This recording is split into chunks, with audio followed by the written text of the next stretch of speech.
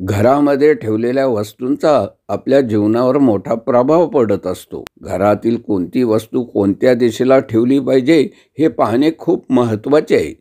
कारण या गोष्टी आपल्या जीवनातील आनंदावर परिणाम करतात.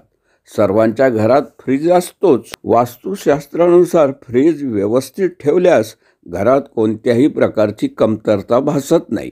असे केल्याने आजारही घरापासून दूर राहतात.